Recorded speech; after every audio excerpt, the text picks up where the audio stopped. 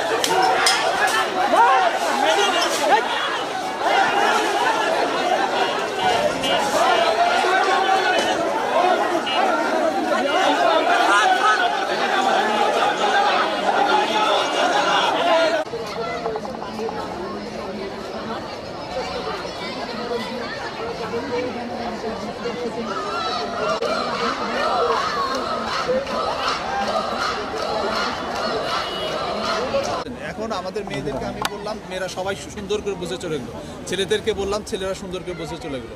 এই হলের মেয়েদের যেহেতু এটা একান্ত প্রভোস্টের ব্যাপার, ওই হলে আমি ঢুকতে পারবো না প্রভোস্ট না থাকলে, যেহেতু যতই আমি প্রক্টর হই না কেন এটা একটা নিয়ম আছে, সেটা অবশ্যই হলের প্রভোস্টের উপস্থিতি বা অন্য কারো উপস্থিতি থাকা দরকার।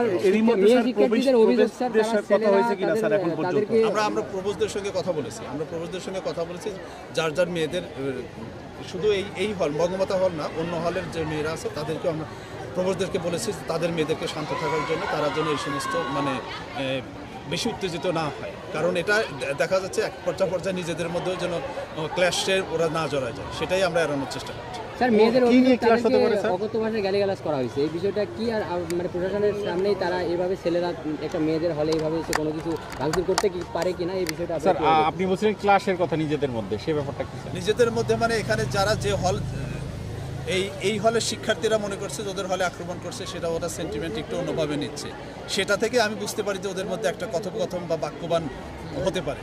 সেই পরিপ্রেক্ষিতে আমরা চাচ্ছি না যে এই বাক্যবান থেকে যেন অন্য কিছু না হয় আর ক্ষতি হয়ে যায়।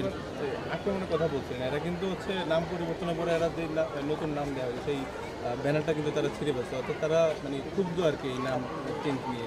স্যার, এটা তো আক্রমণ না, তারা তো নাম পরিবর্তনে বিশ্ববিদ্যালয় প্রশাসনের নাম পরিবর্তনে এখন কোনো মন্তব্য নেই, কারণ এটা বিশ্ববিদ্যালয় যারা শিক্ষার্থীরা এরা বলছে যে সারা দেশের যে স্টুডেন্ট মুভমেন্ট তারই অংশ হিসেবে তারা এই নামগুলো মুছে ফেলতে চায়, সেটা তাদের ব্যাপার।